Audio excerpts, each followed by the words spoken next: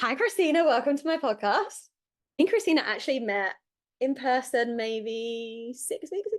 And I feel like the universe always guides us to connect with the people that we're supposed to connect with.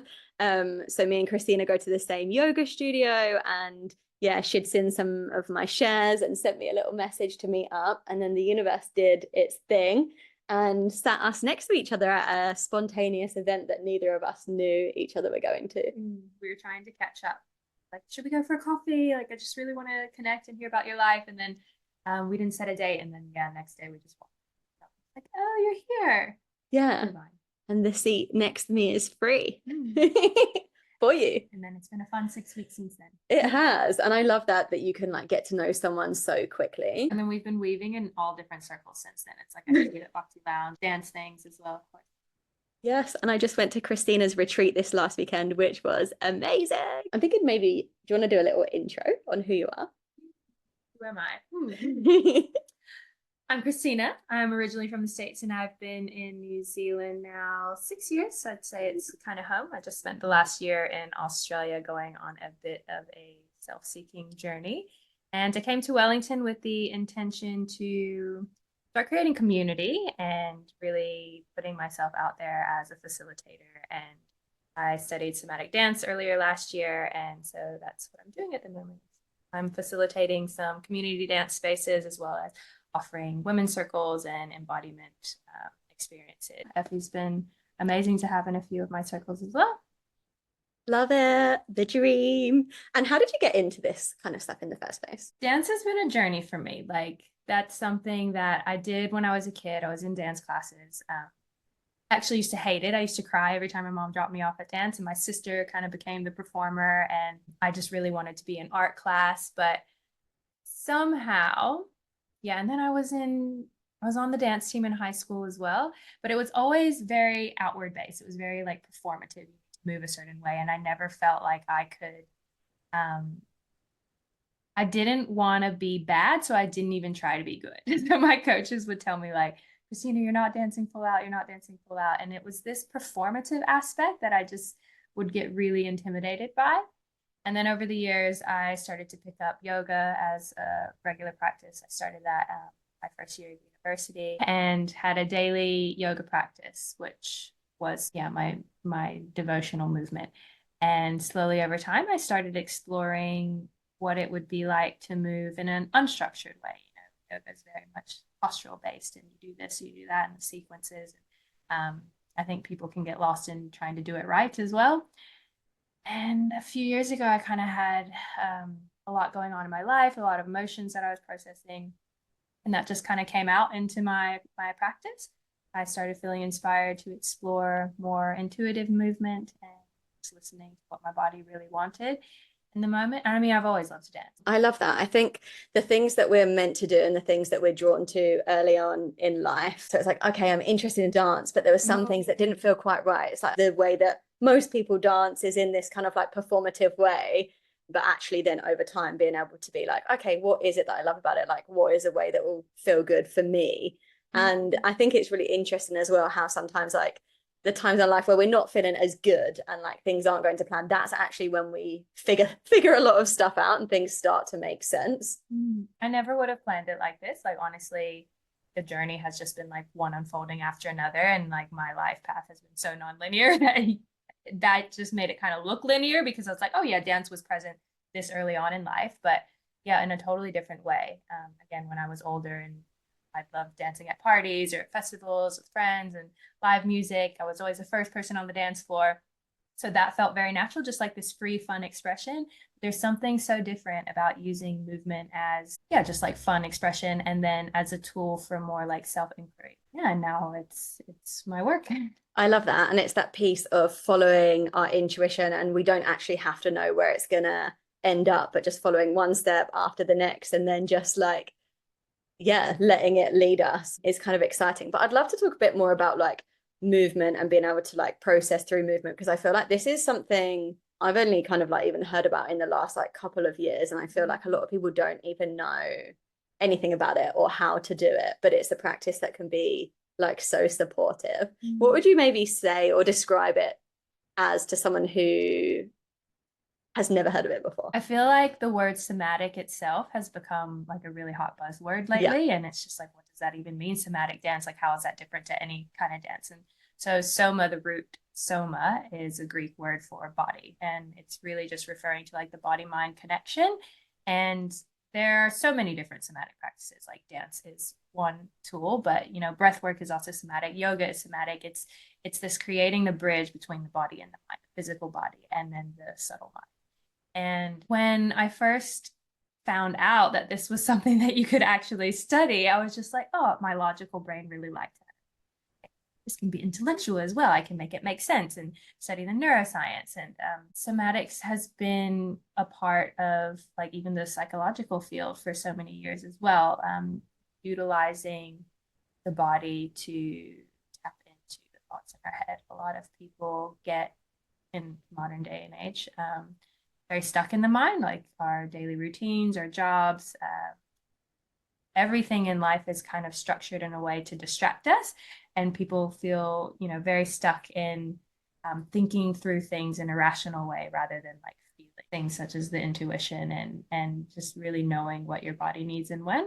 It's that opportunity for self-inquiry, using the body as a means to understand the mind, having a felt sense of what you feel, felt sense of an emotion, more than trying to intellectualize and rationalize an emotion. Yeah, definitely. And I feel like that's not something that we're taught growing up. So it is kind of something we've had to like relearn, and something I think a lot of people are going to benefit from like learning more and more about.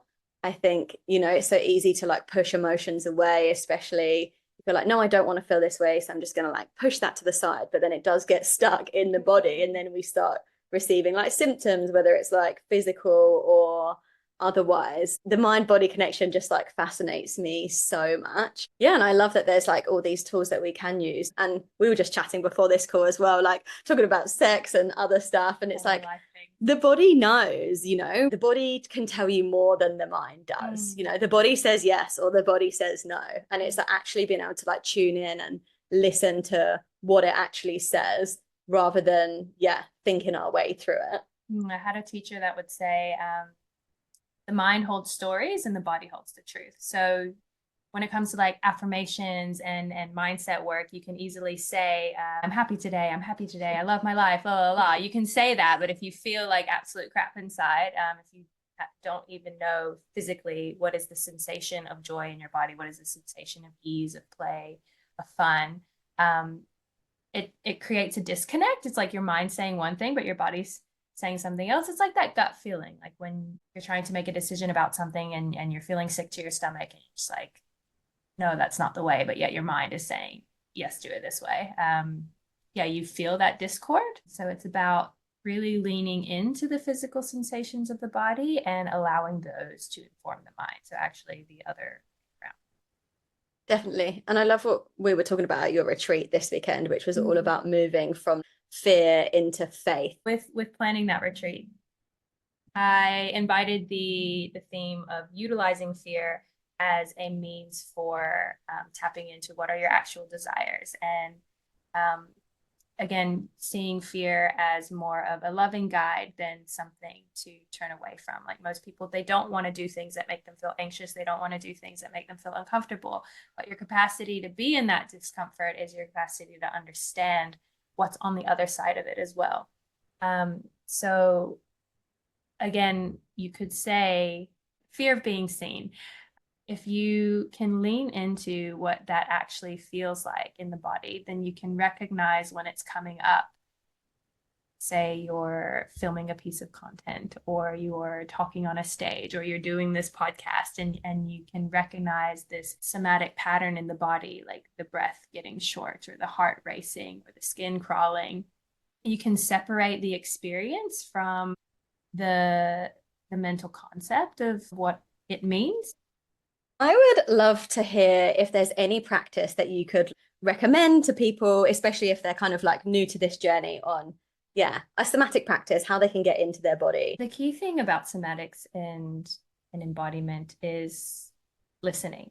So it's a dialogue. I like to think of it as more of a conversation with your body. Your body's always feeding you signals and messages. It's just whether or not we are listening. So again, life is full of distractions and taught to be on our phones in any moment that there's a blank space in the day, or just busy day-to-day lives that we don't feel a lot of the things that are going on and communicating. I would love to hear how you kind of like got onto this spiritual journey.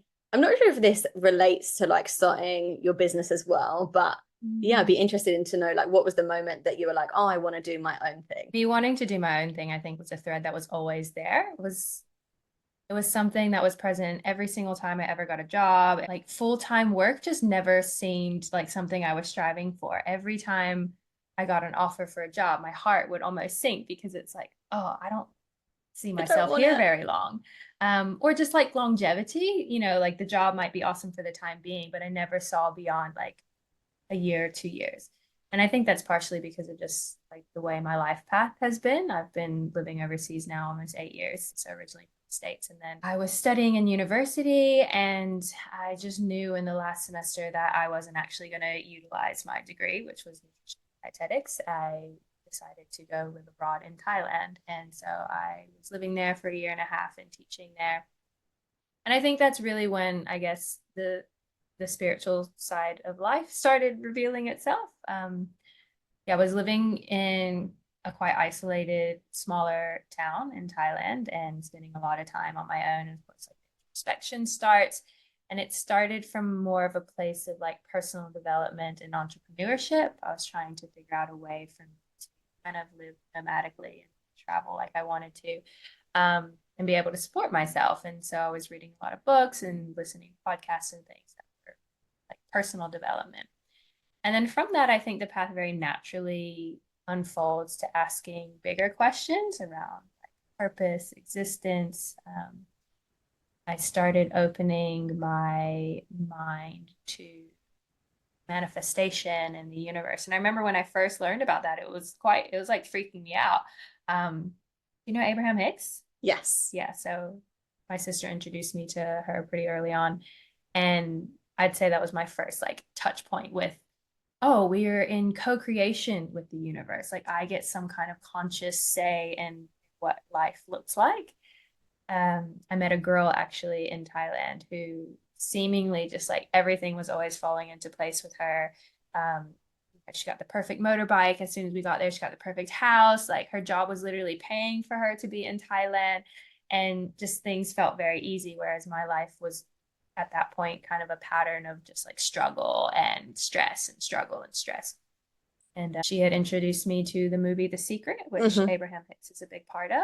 And that was the first time I was like, what? There's like this voodoo magic. Now I look back on it and it sounds like pretty far out, like from where my current spiritual practices are. But that was like the gateway to acknowledgement that, um, yeah, there's another force working there. Definitely. Oh, it was leaning into spirituality was like the biggest game changer for me. Before I felt like I had to like push, control, do everything on my own. Like, and again, I feel like brought up in this society where it's like, oh, I can do everything on my own and a woman can do everything that a man can do. And like to be successful is to like, get a good job and to like earn money and provide for myself. And, it's great that we can do whatever we want. And, I think it's like every person, we're here for a different purpose. So for some people, it might be to climb a career ladder, and that's fine to be able to break these glass ceilings. But it is coming back to connecting with like what is right for us, and then learning that we actually get to co-create, and that like actually we don't have to do as much, and there's other things like feminine energetic practices that can really support us, even like resting more, like listening to our intuition, that can actually support us way more than just like pushing and doing things that you think might work, like the logical steps. And I was like, wow, I can actually get more done by doing less. And that was just not like a perspective that like I knew of or had heard of before. And it literally does feel like magic. And I was someone who was quite like resistant to this kind of thing before. Like I was very logical and like, if I can't see it, then like, how do I know it's true? But then when you start leaning into it and you actually realize it works, then yeah, it is magic. And For me personally, looking back, I realized how it was actually always there. Like things would fall into place and support me. I just didn't see it because my mind was so narrow and because I thought everything happened as a direct consequence of my own actions. Yeah, I think there was just this lack of awareness. And that's the thing that they spiritual awakening or whatever, I guess when you start really seeing reality for what it is and feeling your place in the world. And my journey with my beliefs and my practices has evolved a lot over those 7 years, and taken so many different forms. But the key thing that you just said was about giving up that sense of control. Like once you're aware that there's something else higher than you that's working alongside you actually, um, you lose so much of that stress and that struggle, and you learn to become more of like a humble listener. Like how can I play a part in this as well? Like not even what do I want, because I personally moved from a place of like being very into manifestation and setting goals and trying to make things happen by controlling my thoughts and my mind and this and that. And when you shift into a state of like surrender and really listening, then it's no longer about what do I want to happen. It's like what is meant to happen for me. You know, what is my part in this? Yes, definitely. And I think the more aligned we are with our purpose, the more things naturally tend to flow. And I think we can feel more like stagnancy, stuck. We get these obstacles when we're not listening to like our inner voice and those inner nudges. And if we're doing the things that maybe we're doing because we feel like we should do rather than we actually want to do it, I feel like the universe is always trying to support us to get back into alignment. And if we're not listening, it can come in ways that don't necessarily feel that great. And it is nice when you feel like everything is flowing and it's like, oh, amazing. The universe is actually like supporting me to get to this place. It's kind of like a groundbreaking revelation when you first hear that like your thoughts create your reality. Like I remember how like potent that was for me at the time, because I was like, what? Because at the same time that you're like, okay, I created this awesome experience for myself, you also get the other end of the stick where your life is not like you wanted, and therefore it's a compound result of everything that you've done this far. And it really puts a lot of, I guess, responsibility on your life as well, which was kind of a hard thing for me to grasp at first, but it's also very liberating because at the same time you realize, oh, well, if things aren't the way that I desire them to be. For instance, at the time I was sick a lot, like I had gotten really bad pneumonia in Thailand, and I just was always sick, like since I was a kid, just constantly having something wrong with my health. And then again, like the constant stress, like me being in bed grading textbooks all weekend while this girl was out like traveling Cambodia on her motorbike and stuff, just really seeing how I was creating this like kind of perpetual suffering. Like, you know, not to say that I didn't have happy moments in my life as well. Like I actually had an amazing time in Thailand, and I really started to see the gaps in how I was allowing myself to experience life. Yeah, and it started there. I read a book called Existential Kink, which has just reminded me of something you shared. And this really hit home for me as well. It said, everything in your life right now, you have manifested, either consciously or subconsciously. And yes, all the things you have in your life that you love, amazing.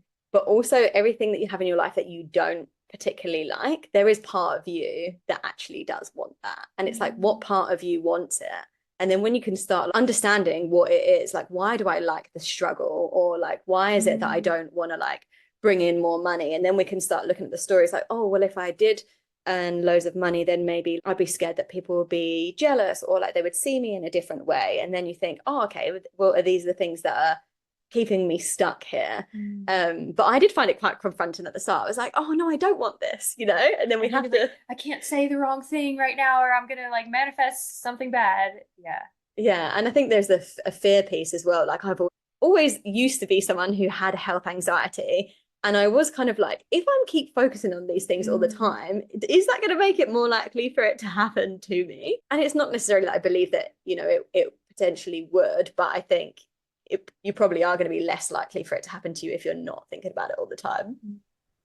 Yeah, there's a very fine line that all thoughts creates your reality. It's quite similar with somatics as well. It's like your body's always giving you what you truly desire. And I feel like our bodies are always trying to communicate something with us, but we're just not used to listening to them. I was obsessed with learning about like physical manifestations of things because that was something I always feared. Whereas now I actually know that most of our physical sensations are linked to emotions. And once we start looking into them and processing the emotions, actually the physical manifestations can go away. And that also took away so much like fear and anxiety from me, because I feel like whatever happens to us, we can kind of undo it.